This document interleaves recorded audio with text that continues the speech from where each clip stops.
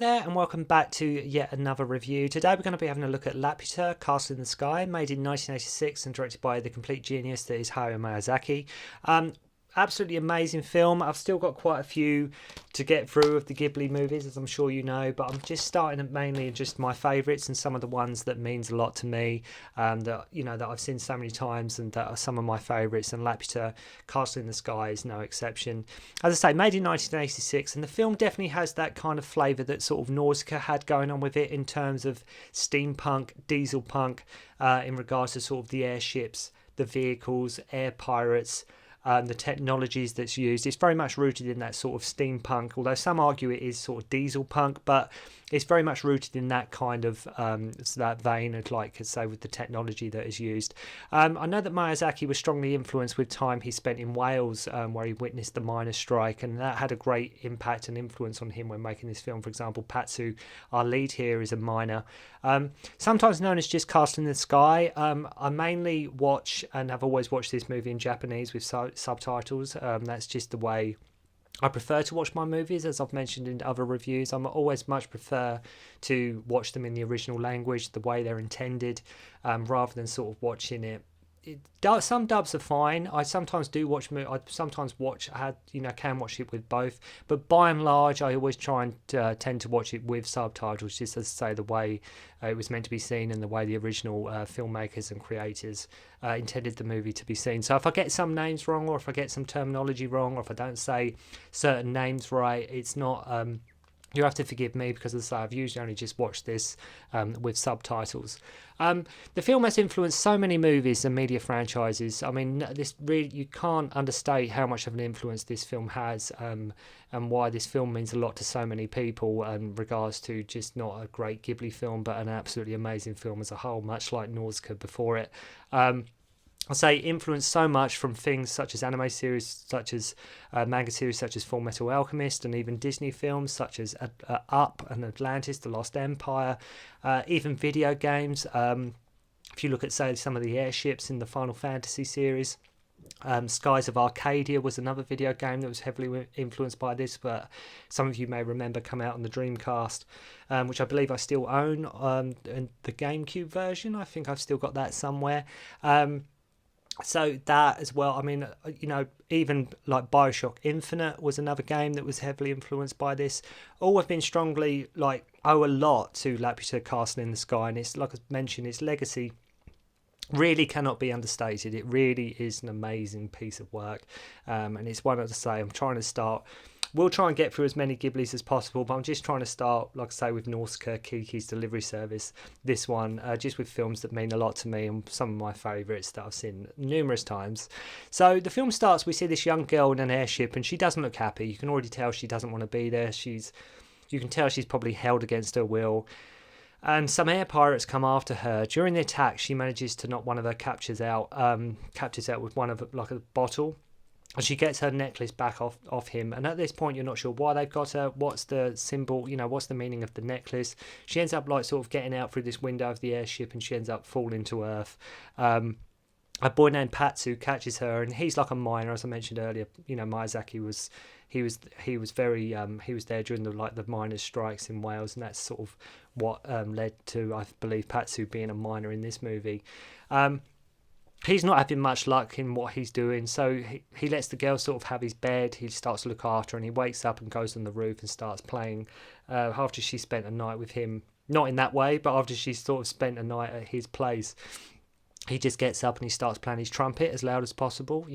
It's like she's quite happily just chilling out, but he starts playing his trumpet as loud as possible. Probably could have done without that early in the morning, but she has been through a lot. As I say, you think maybe Patsy might have let her sleep in. So he says the necklace, there's a really funny scene where he says the necklace she has is magical, it saved her. He puts it on, he tries to try it out, and he ends up just walking off the roof and just going through the floor below him, which is quite a funny scene.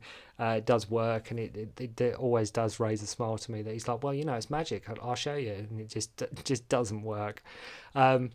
So he just ends up crashing through the roof. His father took a photo of Laputa, this mythical island in the sky, which no one believed him about, but Patsu is building a plane to hopefully one day find it again. Miyazaki very obviously always interested in aviation and flying and that kind of thing. And this film is definitely a big, you can see that all over this movie. His dream, nobody believed his dad, he's going to hopefully find it one day, and the pirates come looking for the girl. And I love how his boss and one of the pirates start comparing muscles at some point, Patsu's boss, and having like a fist fight, and all the villagers are sort of on Patsu's side. So you do get a feeling that these guys are already hated, like it doesn't matter what happens, like they're already on Patsu and Sheeta's side. Then we have a fantastic chase. So there's a lot of action in this movie as well. There's probably more action than, say, something like Nausicaa. It's definitely one of the more action-orientated Ghibli Miyazaki works. That it just, the whole film, it's like a real magical trip. You really do get a sense, sort of like a Disney roller coaster in this kind of film, but it's done in such a way, it's really, even not when they have a chase, it's just a sight to behold. It really is like, you really do get sucked in. But they get on this train and the pirates chase them by taking their car to the train tracks, and the whole thing, like I say, plays like a Disney roller coaster. There is danger, but it's more that sense of sort of fun, adventure and excitement. That's what really comes across here in this chase sequence, and the whole film in general, really. It's just, like I say, that sense of adventure, and just sort of like, you do fear for these characters, but overall the film is very much just, like I say, it's a real exciting trip to go on. I absolutely love the settings. I love the buildings and the structures. I mean, you've got buildings on like sides of mountains, and it's a really vast sort of town that you see here. It's a really vast sort of environment. Looks absolutely massive. So they both fall from the tracks and they start floating. I will say Patsu and Sheeta, they're just so cute together. They are so cute together. They're absolutely adorable. You don't want them to be separated. You want them to stay together. You don't want the villains to win. And you're rooting for them from start to finish. You really are. Because from the very beginning to the very end, these two get on like a house on fire. There is a moment where she sort of sends Patsu away. She doesn't want to, but she has to. But aside from that, there's no sort of horrible moments between the pair of them. Like, they're always, like, he will do anything for her and she will for him, and that is obvious from the very first time they meet. It's not even something that builds. They're very much sort of joined, and they're going to look after each other, which is, again, really gives the film so much heart. So we learn that her parents died, and says the stone she wears has always been in her family, and she's like descended from Laputa. So her and Patsu are both orphans, and he says to her, when you fall from the sky, I knew something wonderful was going to happen. So along with the pirates, there's also the army after her and the stone. And they come across this guy, Uncle Pom, in the mine where they fell, and he informs them both that the stone crystal is the same thing they used to keep Laputa afloat. So you've got this mythical island in the sky that you're not sure is true. I mean, you know it's going to be true, but the way they build up to it is really special as well. The way it's sort of hinted at, you've seen photos of, but you don't actually see it. You're not sure if it's just a myth, is it a legend? What's the deal here? So the uncle informs them that's what keeps Laputa afloat. So the army grabs them both and takes them to like this fortress where they're shown like a mechanical soldier, like robot, which fell from the sky. I mean, it's very dangerous, all these things falling from the sky. I mean, you've got Sheeta fell from the sky, this robot fell from the sky. I would not like to be, it's all right and good having like a Laputa, castle in the sky up there, this floating island, but if things are just falling, that this robot could, crush a person, could absolutely, you have to be really careful. Make sure you're really careful. Very dangerous. Sheeta just wants them to leave her alone, which is painful because she's like, I don't want this. Can you please just leave me alone? I don't want all this responsibility. We find out she's sort of heir to the throne, so she sends Patsu away, as I mentioned earlier. So this is the horrible scene where they sort of get split up, and she's like, look, please go. He doesn't want to go. He doesn't want to leave her, but he does what she says in order to save him, which is like to say he doesn't understand. She just doesn't want all this burden upon her shoulders, which I'd say is probably the most painful part of the movie. So Patsu goes home where he finds the pirates from earlier, and this is where the film starts to really pick up pace again, and it really starts to become really fun because Patsu and Sheeta start to become friends with like sort of the air pirates. and it turns out they're not that bad actually. Like they're good guys compared to sort of the military, the army. They overhear like a coded message from the military battle cruiser. Patsu goes with the air pirates, and I love the shots here of them sort of flying over the town at night, the way it's shot.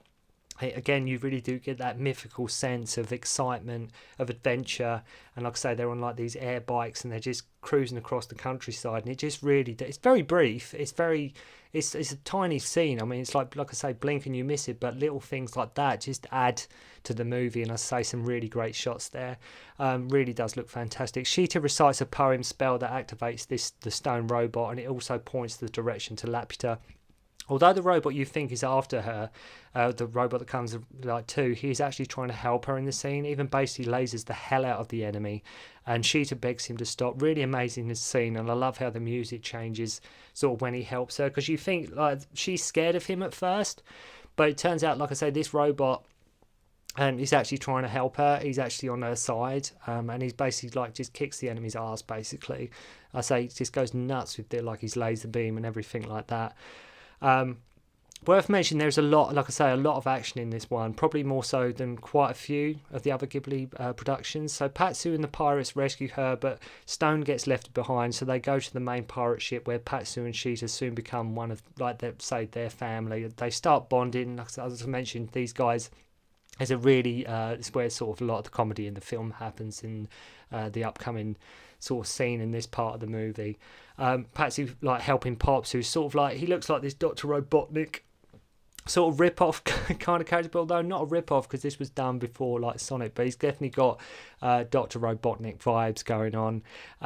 Sheeta is tasked with like making meals, and there's a funny scene where you think like they're going there and it's just going to be like slave labour on like the air pirate ship, but it turns out all the crew have a soft spot for Sheeta and they all want to help her, not in a creepy sense, but they just all want to, like, why should they, like, one guy goes in there and he's like, I just wondered if you wanted any help, and there's already a guy in there as well at the same time peeling potatoes, and then you cut back to him later on and you've got the whole crew in there helping her because they don't, they're all happy to just be around her and to just help her in what she's got to do.